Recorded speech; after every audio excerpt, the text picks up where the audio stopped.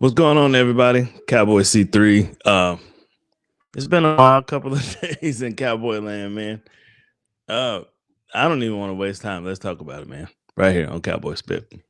Here we go! Yeah, here we go! Wait, take Cowboy Spit. Throws back of the end zone. There's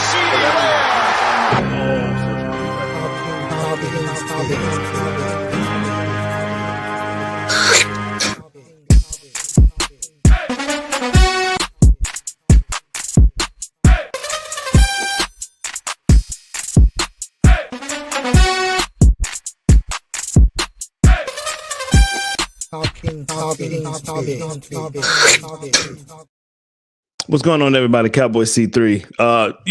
It's been an interesting couple of days. We'll talk more about Mike McCarthy here in a little bit. But first, as we talked about in the last episode, want to talk about the season, like what went right, what didn't go right. There's a lot that didn't go right, but there were a couple of positives that came out of the season.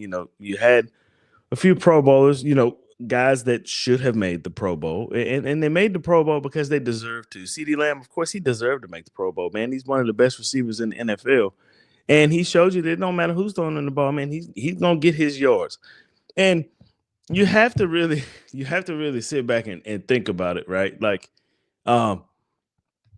he's really the only receiving threat that the Cowboys have in the organization right now. So of course he's going to get targets, but he makes plays in double coverage. He does the things that he's supposed to do.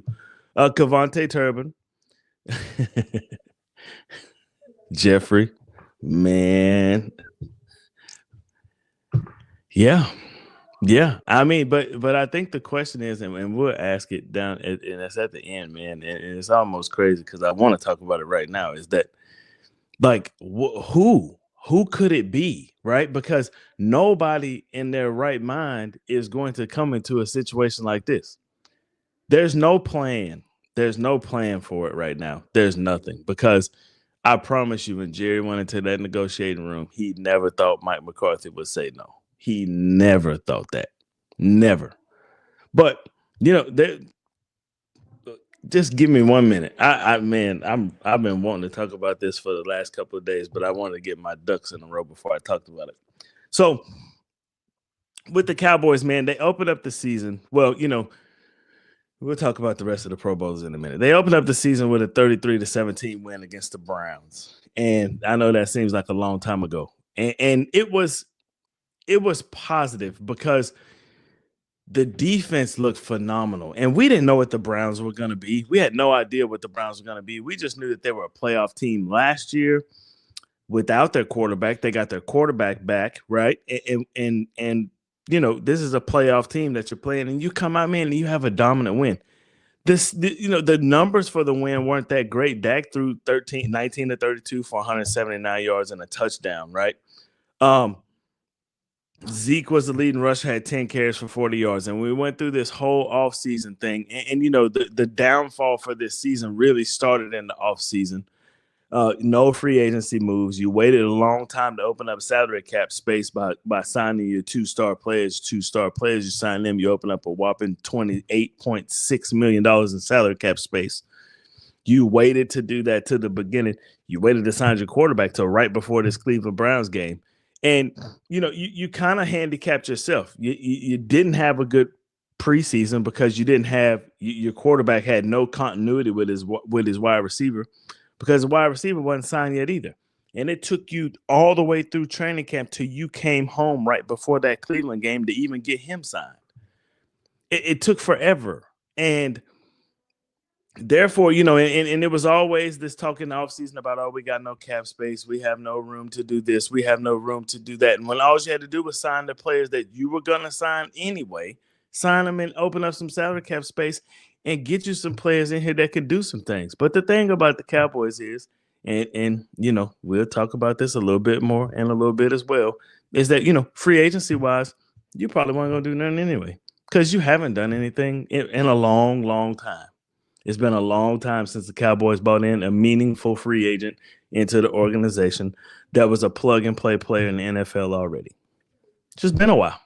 So, Get this 33-17 win, man, and Cowboy Nation, we are on fire. We are like, oh, well, maybe it don't look as bad as we thought it did, right? Wrong. The next week, you play the Saints and you get throttled 44-19. And when I say throttled, I mean balls to the walls, gas pedal. We go 0 to 100 in 1.2 seconds. They got their ass whooped. Derek Carr, 11 of 16 for 243 yards and 2 touchdowns. Dak went 27 of 39 for 293 and a touchdown, but he threw 2 picks. And he threw 2 costly picks in that game, too. But you could tell that him and CeeDee Lamb at that moment right then, they're not on the same page. CeeDee Lamb was the leading receiver. He had 4 catches for 90 yards. He had a 62-yard touchdown at the end of the game to push him up to that 90 yards. It looked bad, and they were missing each other. Little spats on the sideline. That was the first time you saw CeeDee Lamb throw his little temper tantrum in the end zone, and it was funny to see, man. But Cowboy Nation, the entire confidence that Cowboy Nation had after that Cleveland game, and we riding this high, and this team might be a lot better than we thought it was gone right then. It really was gone after the next week, 28-25 to the Ravens, and 28-25 is not in the final score is not indicative of how the game went, because the running back that should have been a Dallas Cowboy went bananas. He went absolutely crazy. 25 carries, 151 yards, and 2 touchdowns. And it literally looked like he was running like with no effort whatsoever. Lamar Jackson added another 85 yards rushing. Rico Dowdle was your leading rusher, 8 carries for 32 yards. Dak goes 28 of 51 for 379 and 2 touchdowns. Anytime you see anything with Dak Prescott and 50 passes, it's not a good look. But we know that. As Cowboy fans, we know that. Jake Ferguson was your leading receiver, 6 catches for 95 yards. The next week, you got to win against the Giants 20-15 that did not look great at all. It was a shaky win at best. And it gave you no confidence in anything that the Cowboys were doing. Dak, 22 of 27 for 221, 2 touchdowns. Rico Dowdle, 11 carries for 46 yards. CeeDee Lamb had 7 carries for 98 yards. Defense looked pretty good again. Malik Neighbors did have 12 catches for 115 yards and a touchdown. But this was the first game where you got that major injury. Everybody was hoping and praying that this didn't happen, but you got that major injury in that game, and it happened to Micah Parsons, and you didn't see Micah Parsons again for about 6 weeks. Next game they played was the Steelers, which is a game that I hear on Cowboy Spit. I was like, they have no chance in hell of beating the undefeated Pittsburgh Steelers team, and they beat them 20-17. And it was probably the most complete victory of the season. They played extremely well. They played good offense, played good defense. They held Najee Harris to 42 yards rushing, held Justin Fields in check, right? Did a really good job. Najee Harris was also the leading receiver with 2 catches for 35 yards. Dak Prescott came out 29-42, 352, and 2 touchdowns, but he threw 2 more interceptions, right? And you're like, okay, maybe we got an interception problem going on here again, right? Rico Dowdle, 20 carries for 87 yards. Jalen Tolbert was your leading receiver, 7 catches for 87 yards. And then you play the Lions. And that's when the season really took a downfall. 47-9, it was not pretty at all. Rico Dowdle, 5 carries for 25 yards. Dak goes 17-33, 178, 2 interceptions. Jared Goff, 18 of 25, 315, 3 touchdowns. David Montgomery, 12 carries, 80 yards, 2 touchdowns. And Jameson Williams had 3 catches for 76 yards and a touchdown. It was a complete massacre. Cowboys got killed. And it reminded you of that whooping that they took against the Saints. The Saints had already started to decline, but we all kind of knew that the Lions were going to be a very successful team. And it kind of was a measuring stick of where you stand in the NFC. We knew it was kind of bumpy. Your record wasn't that great. You were sitting at 500 before this game. But after this game, you really started to realize that, hey, this team is not very good. Then you come up and you play the 49ers in a game where you really needed. This game could have righted the ship for the whole season. You really needed to beat San Francisco because you owed them for 3 years in a row of the whoopings that they gave you, and you couldn't do it, right? 30-24 was the final score. Dak again throwing 25 of 38, 243, 2 touchdowns, 2 picks. Brock Purdy 18 of 26, 260 and a touchdown. Zeke 10 carries, 34 yards. He had a touchdown. Garendo had 14 carries for 85 yards and a touchdown. CeeDee Lamb had 13 catches for 146 and 2 touchdowns. CeeDee Lamb, once again, was your only player. But this is the game where CeeDee Lamb kind of got banged up. And there's a lot of things that Dak Prescott, it seemed like he just wasn't reading the defenses correctly. He wasn't doing a lot of things. But you also started to realize that Cowboys were force-feeding the ball to CeeDee Lamb. Dak Prescott's interceptions were coming when he was throwing the ball to CeeDee Lamb. There was just a lot of things that just didn't look right. But these are things that were all together that were put together in the offseason. Took you forever to sign your wide receiver. Took you forever to sign your quarterback. You got no free agency help coming in. Your second best receiver was Brandon Cooks. And after the Giants game, he got this mystery knee infection that kept him out for the majority of the season, for the rest of the season. He had an infection in his knee, and it was probably a staph infection, and it was probably something that, it was going to take a long time to heal, and that's why he couldn't come. You know what I'm saying? That's why he couldn't come back and play. But you had no running game. Your offensive line was shaky at best. And, you started to see the decline of some stars. You started to see the decline of Zach Martin. You started to realize that this defensive line, and maybe Mozzie Smith wasn't the best draft pick that you could have made at that time, even though he improved throughout the rest of the season.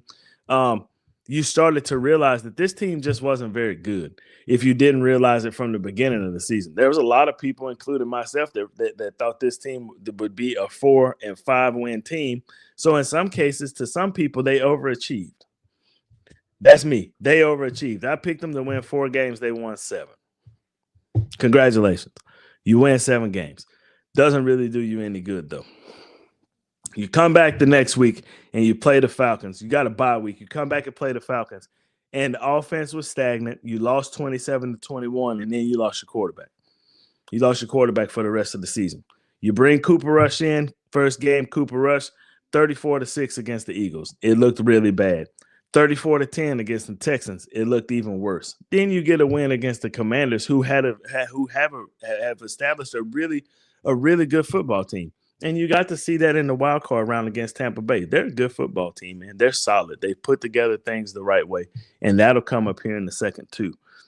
You play the Giants. You beat them 27-20 in another close game that, it's the Giants, and you're barely beating them. You lost the game to the Bengals that you should have won. You really should have won it, but you let Jamar Chase just go bananas on you. You play the Panthers, you beat them, and when the Panthers, after the resurgence of Bryce Young, that was the only bad game he really played at the end of the season was against the Cowboys, and the defense looked really good. They stopped the run, they stopped the pass, and they looked really good. Sports T, stand by. We will talk about that in just a second. Salute to you. Good to see you. Thank you for joining me. You play the Buccaneers, and you beat the Buccaneers 26-24, and the defense is now starting to kind of gel, and it's starting to look better. You've gotten Micah Parsons back, and they're starting to look a lot better. You took a major injury in this game too. You lost a young upcoming linebacker, Demarion Overshown. I pray that he gets healthy, man. That's 2 knee injuries, 2 major knee injuries in 2 consecutive years, man. And I'm just hoping he can come back from it because they really found a gem with this dude, man. He's a really good football player. We just got to figure out a way to keep him healthy. Then you go to Philly, and you take another ass whooping, 41-7. And we don't even have to talk about that one. That was just a beatdown. And then the Commanders, you lost that game with what, 9 seconds left in the game. But in the Commanders game, you know what I mean? It was one of those things that you probably didn't need to win anyway. Jeff said, hey, Don. So I know that this may sound crazy to some people, But to me, this was Mike McCarthy's best coaching job that he had his entire time with the Cowboys. The 12-5 season, sure, that was great. It was phenomenal. But this was the season this year where he took a bad football team, and anybody that had any kind of, interest in the Cowboys was shaky about it. I have a lot of interest in the Cowboys, and I follow the Cowboys religiously, and I've done it for a long time. And I thought that this team would be really, really bad. And with the injuries, you had 35% of your football team on injured reserve this year. You had some players that stayed out for a long, long time. And you've got some players in Trayvon Diggs, Damari, and Overshown that you don't know when you're going to even get them back, if you get them back at all. They may not be the same players when they do come back. But Mike McCarthy took this team, and he took this, the way that this team is organized, right? And he still was able to win 7 games with it, right? And there was a lot of question on if Mike McCarthy would come back. And you heard players doing interviews at the end of the season. You heard your quarterback doing interviews at the end of the season that said, yeah, Mike should come back, and he should come back and do it his way. And a lot of players kept saying that. Micah Parsons, same thing. Let Mike McCarthy come back. Let him come back and do things his way. What does that mean? Right? What does that mean? When you deal with an organization such as the Dallas Cowboys, right, you have to deal with the star on the helmet, and you have to deal with the media, and they're not going to give you any kind of praise. And you have to deal with an owner that is really, really, really into himself.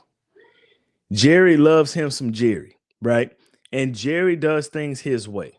And that's one of the things that you have to deal with when you're the coach of the Dallas Cowboys. But Mike McCarthy was doing a really good job at doing it, right? And he was dealing with the helicopters landing in the middle of the field in the middle of practice. He was dealing with, losing half of his damn roster to injury. He was dealing with, a player that it was suggested that he may not have taken his offseason rehab correct. He may not have taken his offseason rehab seriously, and he got himself into a situation where he's going to be out for this season, for the rest of the season, 2024 season, and he might even be out for the 2025 season. And Trayvon Diggs, you had the emergence of some young stars like Amaris Leafau, and you had the resurgence. The standout play of Damari and Overshown. And you had these guys getting better and better, and you had the leadership of Eric Kendricks on the defense, and they started to gel, and they started to do things that were pretty amazing, especially considering the circumstances that they were under, right? And you've got some free agents that are coming up this year that you really need to sign. Osio Digizua, you need to really re-sign that cat. Bryce Hoffman, you need to re-sign that cat. But we'll talk about free agency stuff later. You go into a negotiation room with Jerry, and Jerry told you something a couple of weeks ago. He said it, and it was kind of a hint of what his mindset was. He said this. He said, hey, I think coaches should earn incentive pay. They should earn incentive pay. And the next thing you know is there's this negotiation room that's going, that you got to go into, and it's Mike McCarthy because his contract is up. And, you're like, man, look, there's a lot of indication that Mike McCarthy is going to come back because Jerry's not trying to build this relationship where he can keep his thumb on somebody all the time. No, a lot of people they don't want to deal with that stuff, right? And then a couple of hours later, you hear that Mike McCarthy said, no, I'm not dealing with that shit no more. And at first I was surprised. It shocked me. I was like, whoa, he's not coming back. But then I started to really think about it. And I think what happened is Mike McCarthy finally stood up for himself. And I'm proud of the dude for doing it. I really am. I'm exceptionally proud of him for doing it because it's about damn time he stood up to him. You don't have to deal with this type of shit in other places, man. You don't have to. But here you do, right? And Troy Aikman, this is kind of a long interview, but I'm going to play it anyway, and I'm going to play it through its entirety because I want you guys to hear this is the guy that I thought that I still think can come in and save this organization. But he is brutally honest about what it is to be a Dallas Cowboy and what it is to be the coach of the Dallas Cowboys and some of the things that you may have to deal with as the coach of the Dallas Cowboys. Just check him out. Listen to him. This news comes out. You know this is going to land in your lap, right? When we were in Dallas this year for a couple of games, look, the topic has always been out there about Jerry and Mike and what might happen, and now they've chosen to go in their separate ways. I don't think Mike will be out of a job for too long, but this job's as coveted as any because you're going to run the Dallas Cowboys. In what direction do you think they ought to look? Well, I thought Mike McCarthy would be the head coach, so this is a bit of a surprise for me today that he's not going to be. And what went into those conversations that Schefter talked about, I'm not exactly sure, but it suggests that there's not a real plan. I mean, and the fact that they haven't had the opportunity to maybe interview a Ben Johnson and some of these others, Aaron Glenn. I think that what Schefter said as far as Kellen Moore being a candidate, that seems logical to me. A guy who has familiarity with the building. He's worked obviously with the Cowboys and with Jerry Jones, and they know each other very well. In fact, when Mike McCarthy got the job, it was told to Mike that Kellen Moore would be the offensive coordinator. So that's how much the Jones family thinks of him. Beyond that, it's hard to imagine. As far as a coveted job, I don't know that that's accurate. I mean, really? I do think the Cowboys are obviously a high-profile team. Whoever is covered or whoever is head coach of that team is certainly going to draw a lot of attention. But I think most football people that take over as a head coach, they want to do it on their terms. That's fair. That's hard to do. And it's, if you take a Dan Campbell, for instance, is Dan Campbell if he's with the Dallas Cowboys? It's hard to imagine that he is. It's hard to imagine that a lot of these coaches might be. So I love the Dallas Cowboys. I played there for 12 years. I wish them well. But to say that it's a coveted job, I'm not sure I would necessarily agree with that. Maybe it's semantics, and let me just be clear. I agree with what you're saying because, Swag, you look at that job, and it's the star, and it's Dallas, and it's all that comes with it, but you're also hamstrung to a degree by the money you've got sunk in a couple of star players, and you're going to have to pay Mike if you want to keep him. How do you view what that job is? I agree with Troy. Therein lies, there's a difference in flash and substance.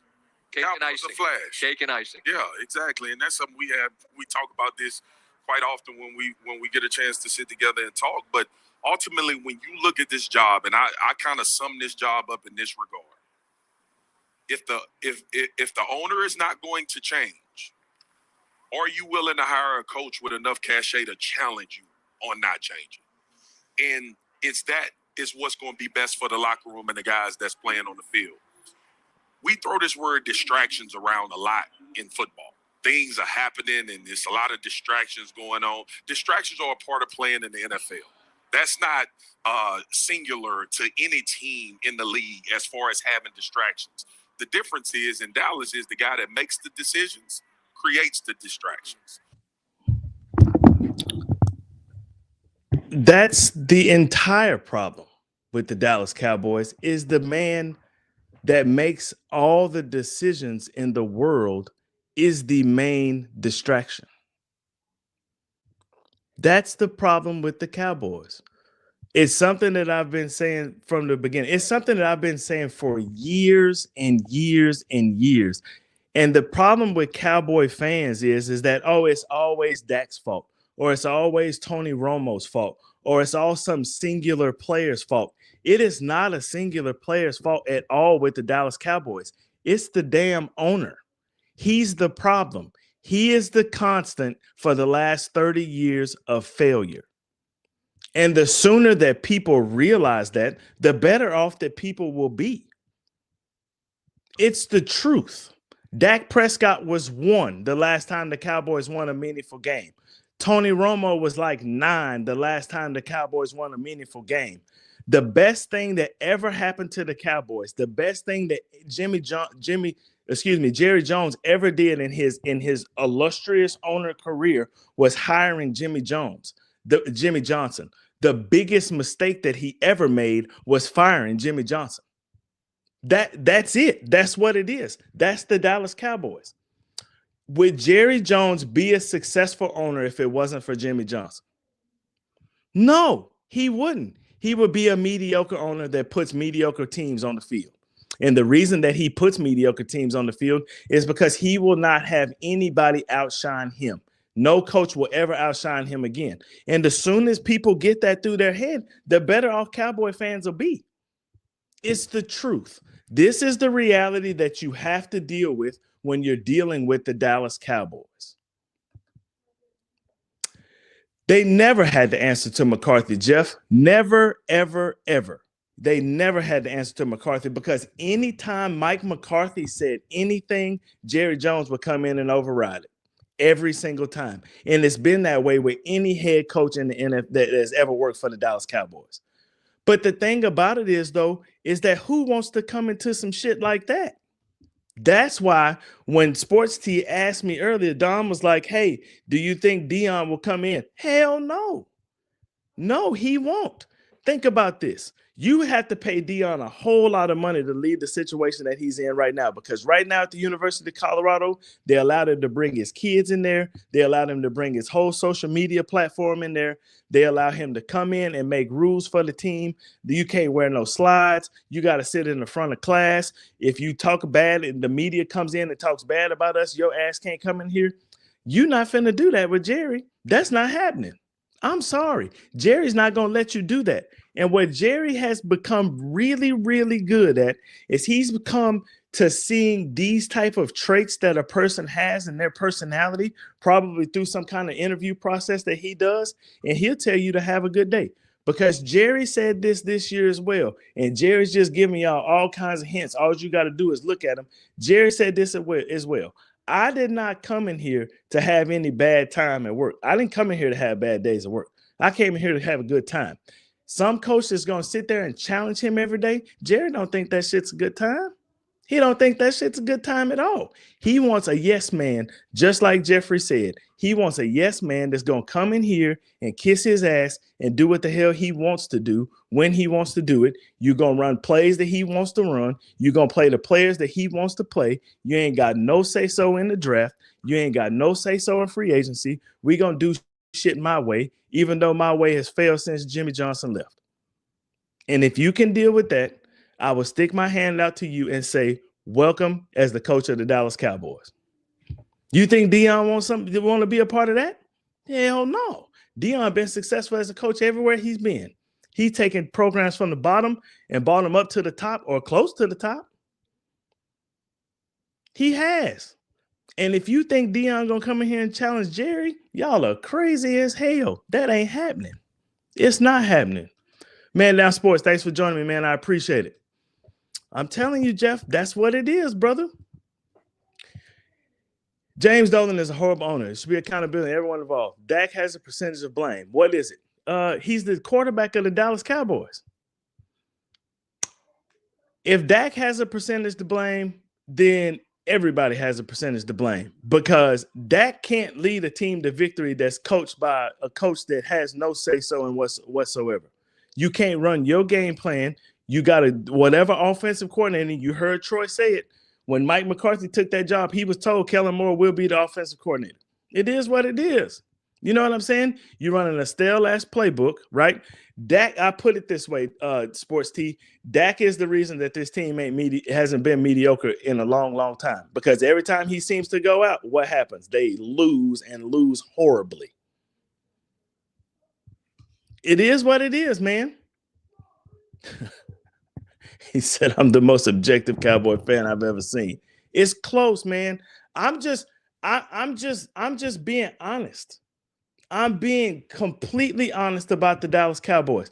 I love the Dallas Cowboys. They are my favorite team. I love them so much. I went and bought myself a neon sign and decided to come on YouTube and start talking about them. I love them to death. That is my favorite team in the world. However, I am an honest fan, and I know that my owner is full of shit. I know it. I know the owner of my favorite football team is full of shit. I know he is. But everybody knows that. And the crazy part about it is now is the first year that you're ever really seeing it come out big time in the media, what's going on with the Cowboys. But if you're a Cowboy fan and you follow them real close, this shit's been going on for years.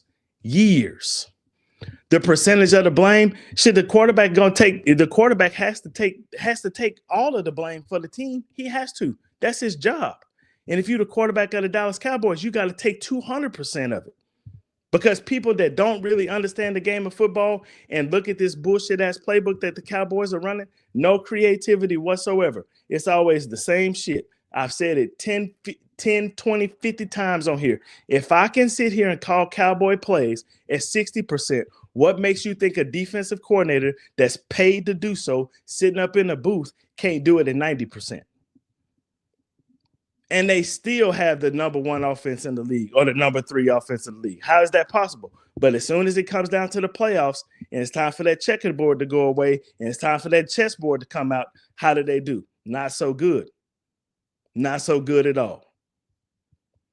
Everybody know what the hell we finna do, Dak, but you need to go out there and make us win. Come on, man.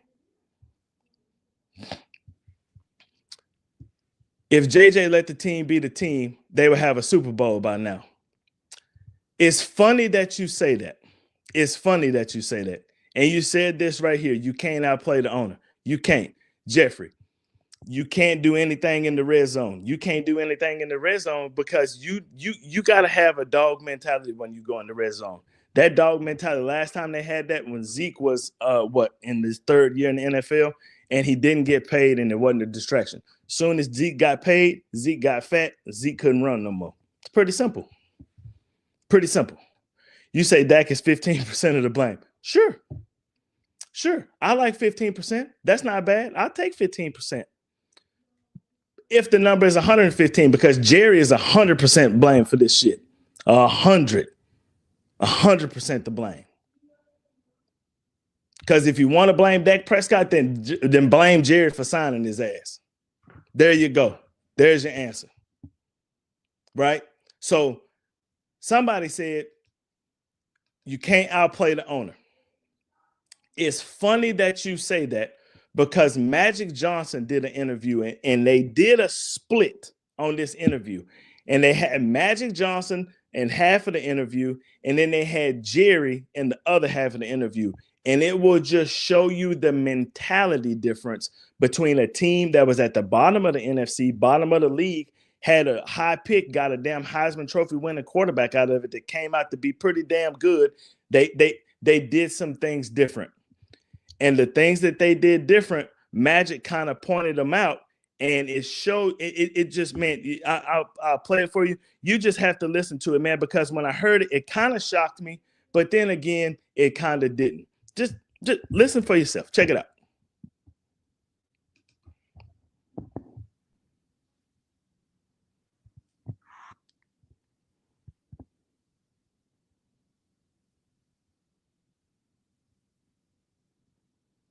Y'all forgive me. I'm having technical difficulties today.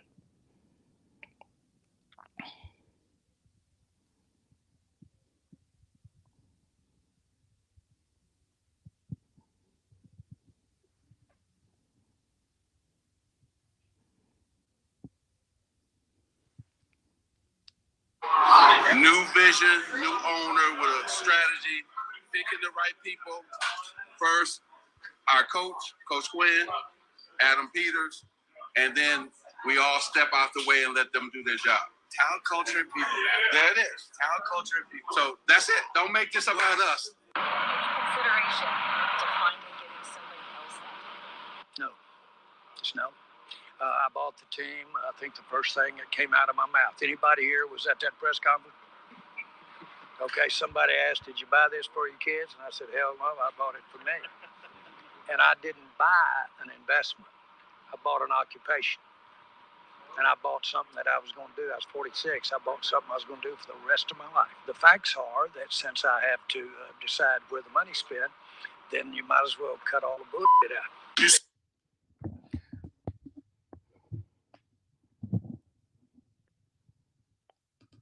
That's the difference in the mentality. That's why you can't outplay the owner of the Dallas Cowboys. Magic Johnson said in order to make that team better, they had to get a new head coach. They had to get a new general manager. They had to change some ownership things around, and they had to step the hell out of the way and let football people do football shit. Jerry told you that when he bought this team, he bought an occupation. Hell no. I cut the bullshit out. If I got to pay for it, then I'm going to be the one that's going to do it, and I'm going to do everything around here. That's the difference in being successful and not being successful. That's the difference between turning an organization all the way around and not changing and not turning an organization all the way around. That's excuse me, that's the difference.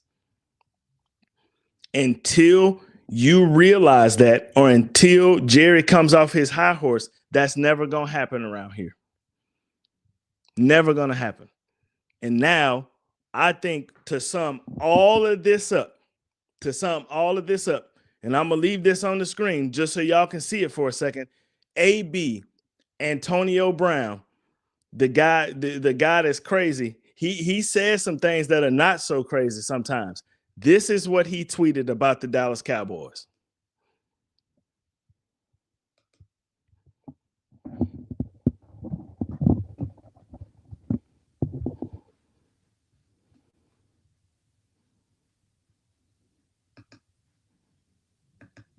Bingo. That's the problem. He's been the problem. And until that's fixed, it don't matter what now is, man. It don't matter. What coach is going to come in here? The only possible explanation for coaches that you have on this team are one of two things. It's you have Daniel Berry Sports. How you doing, man? Great. I'm glad you joined me. Thanks for coming on. It's not even a maybe. It's the truth. It is the truth. That's the issue with the football team is Jerry Jones. What happens now? It has to be somebody from internal. Dion, to believe it or not, he kind of does make sense because he knows how the organization runs. Now, Dion has become a person, especially in the coaching realm, that has kind of found his niche. He likes the way things run with the way he does organizational things. He likes to make decisions, right?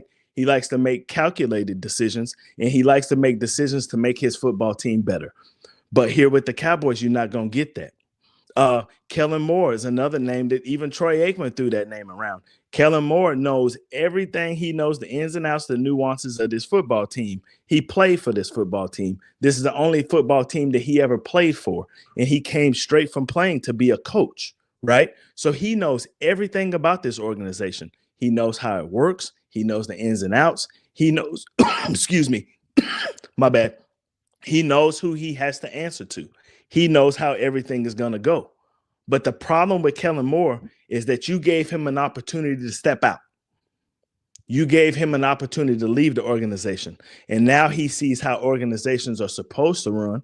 The Philadelphia Eagles, I hate the Eagles, can't stand them, but they run a damn good organization. Their head coach ain't that great, right? But their GM, salary cap problems or not, he's going to put a winner on the football field. That's what he's going to do. He's going to put a winning team on the football field. He's going to give his coaches on the sidelines, he is going to give them a football team, salary cap restrictions or not. He is going to give them a football team to be that's going to at least be competitive. He is going to do that. And this year they got a damn good football team. And Jalen Hurts is off. He is way off this season. They better hope in the playoffs that they don't have a game where they have to ride Jalen Hurts' coattail, and they better make sure that Saquon Barkley stays healthy. But how do you do that? You build a monster-ass offensive line, and they did that. And they got more salary cap restrictions than we do. But they found a way to make a competitive football team because their job is to win. They know that. They understand that. Their general manager knows that if he don't win, he's going to be out. That's another problem with the Cowboys. If your owner and general manager are the same person, what kind of meeting is the owner having with the general manager? I'm doing everything right. It's them that's wrong. That's what it is.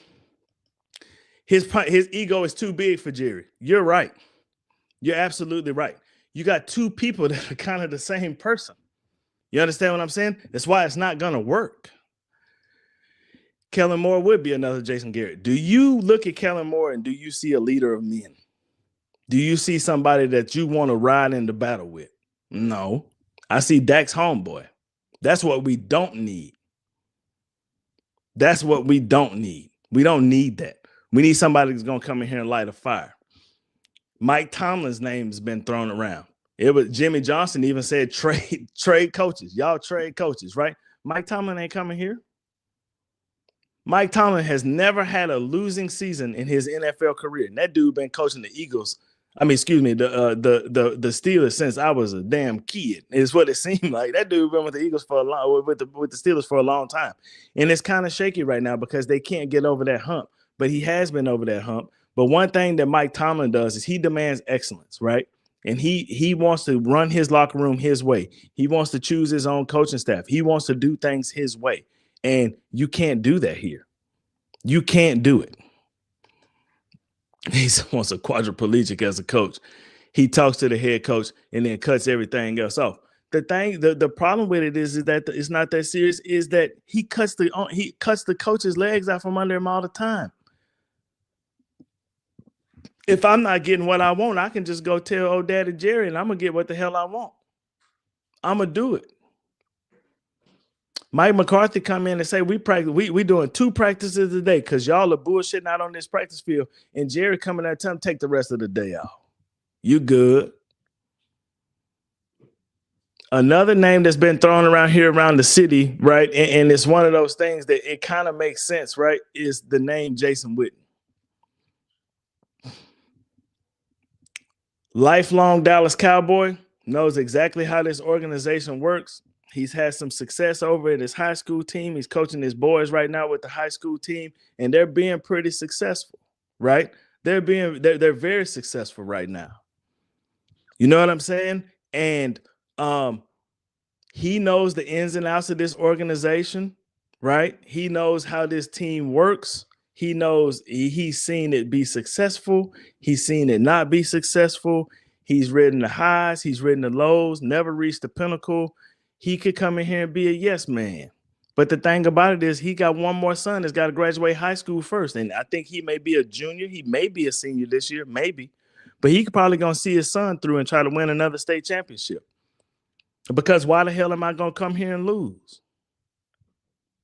I like to win. I know with this high school team, I can win things my way. Sure, I may not make enough money. Make as much money as I would be as the Dallas Cowboys head coach. But you're not going to pay me as much as you paid me when I was the tight end for the Dallas Cowboys. Shit, I got money. I don't really need the money right now. Gavin, what's up, my brother? Yeah, man, I'm a Mike Tomlin fan, man. I just think that, you stay somewhere for too long, you know what I'm saying? And it kind of gets old to you and you need a change of scenery. And I think he could go somewhere and be highly successful. I really do. He ain't old yet. He's still young. He got a lot of more coaching left in him. But I just don't think that the Dallas Cowboys is that place for him to coach because, nobody wants to deal with this. Nobody does. And, and I'm going to do, after tonight, I'm going to start doing shows where, like the next show that I'm going to do, we're going to talk about, all the Cowboys that are in free agency, guys that they should sign, guys that they probably should let go. And then we'll look at a big list of free agents that are coming out in the NFL. And it's some really good players that are coming out. And I'm not saying you got to go get some star-studded 5'2" athlete like Tyreek Hill to come in and make this team better, right? You don't need that. You need some guys that are going to come in here and play football, man. That's all you need.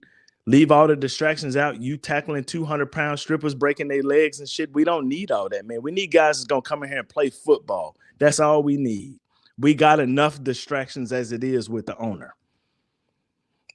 So is it with McCarthy or the Joneses were the problem? It was Jerry.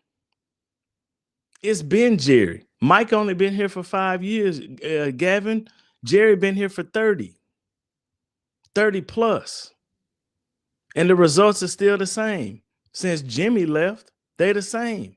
It's Jerry. It ain't McCarthy. Thomas finished at 500. He's never had a losing record. Never had a losing record. And and you're right. That's the reason why they never could get a quarterback after prime Ben Roethlisberger. Because they finished they would win too many games to get one. You had that last season when they had that crazy record. Ben Roethlisberger couldn't throw nothing but screen passes. That was all, you know what I'm saying? That was a gimmick, but it worked. It got them to the playoffs. I think they finished at like 13-3. You know what I'm saying? Lost in the first round of playoffs because they made Ben stretch the field and he couldn't do it no more. Since then, they had Kenny Pickett, Russell Wilson, you know what I'm saying? You could not tell me, nobody could tell me when the Steelers signed Justin Fields and Russell Wilson that they were going to be as successful as they were this year. I didn't see it because the way Russ looked in Denver, he looked like shit. Justin Fields didn't do nothing in Chicago but run for his life. But they were successful with him. That's coaching. That's what that is. And Mike Tomlin could come in here. He was allowed to do things his way. One thing he would do, he would hold players accountable. He would do that. You hear Brian Flores' name getting tossed around too. That whole Ben Johnson shit, you can forget that. He ain't coming. You got a young coach, a guy that's coming in. He's had this highly successful offense. All he wants to do is go into a situation where he can build his own type of offense, you know what I'm saying, and be highly successful with that. Here, you can't do that. You can't do that. You run slants and curls. That's what you do. Brandon Cooks has run the same damn route for 4 years, 3 years, the same route. 10-yard curl, 10-yard curl, 10-yard curl. Corner when you get to the end zone. And you do the little arrow thing because you ran a different route and you scored a touchdown. It's the same shit. I'm going to do, so I thought about this. It's not that serious. I thought about this super serious. I thought it's super serious. It's not that serious. I thought about it. I want to do up until the Cowboys draft. I really do, because I have some players that I really think that they should draft. I do. And it doesn't necessarily have to be an Ashton Genty, even though it would be super hard to pass him up, right? But you got some serious needs on offense. Serious needs on offense. But you got a bigger need on the defensive line. You need a dog on the defensive line. And if you're not going to answer it in free agency, then you're going to have to answer it in the draft. You're going to have to. But I'm going to point out how you can definitely answer this defensive line question in free agency. You can answer it, and you don't have to break the bank to do it. Because there's so many ways that the Cowboys can open up salary cap room. Dak is going to restructure. CeeDee Lamb will restructure. You lose Zach Martin. You just open up $70 million right there. You just opened it up because Dak is on the books right now, I think, for $89 million. They said the lowest he can drop is like $56 million. And they've already said that he's going to drop all the way down to $56 million. CeeDee Lamb was like, hey, I'll restructure. Michael Parsons said, I sign me for less if it means you're going to bring in free agency help. The thing about it is that do you trust, as a Cowboy fan or anybody for that matter, do you trust that Jerry Jones is going to do that? I don't. Show me proof where he's done it before. I don't trust it. There's ways to do it. Say BJ coming to Chicago. Probably. I wouldn't doubt it. I wouldn't doubt it at all. You get a young quarterback, right? You get a guy that that you can mold and become the quarterback that you need. Well, I tell you what, Jeffrey, and this is what I think. I think Brian Flores, the defensive coordinator in Minnesota, I think that's a perfect hire because Brian Flores got kicked out of Miami for holding players accountable. You show up to late for meetings, $5,000. It was like a personal foul, it was like $15,000, but they was the least penalized team in the league. But the players hated him, and that's what the Cowboys need. Think about what Jimmy was when he first got here. Players hated his ass. They hated him, but they won. That's what the Cowboys need. They need somebody to come in here and get this shit straight. That's what they need. But the problem is, are you going to deal with the owner? Are you going to bullshit your way into a job because that's the only way you're going to be able to do it? Are you going to bullshit your way into a job and then come in here and put your foot down, knowing that it might get you fired mid-season? It might. Do you think you and Man Down could do a live draft? That would be epic. I'll talk to him. I'll talk to him about it. And you know, at least do the first round. It don't last that long. Hell, when we do those shows on Friday, some of them shows go 3 hours. We can definitely talk about it. We definitely can. He said, I like the comment. But Jeffrey, I did. I saw it. That's what made me say Brian Flores. I saw exactly what you said. I did. And you know, I don't know, man. I don't know. He's talking to Dion. I know he's really trying. You know, they said that him and Dion have already talked. You know what I'm saying? And I know he's really trying to court Dion. But Dion, in order to hire Dion gonna want some stipulations. Like, hey man, you keep your ass upstairs in that owner's box and watch what I do. And that's the only way that somebody like Dion is gonna come. You know what? I don't doubt it. I don't doubt it at all. I think it would be a really good time. And and I talk to him, man, and I see if he'll come on here. If he'll come on here with me, I'll do it live. I got a couple people ask me to do like, hey, you want to do a live for the draft? Yeah, he does have integrity. That dude is a stand-up guy. And you look at him and you see a leader of men. That's what you see. You know what I'm saying? And he came in and, just with Miami, he might have been holding them too accountable. You know what I'm saying? If you can do that. I don't even know if you can do that. But he might have been.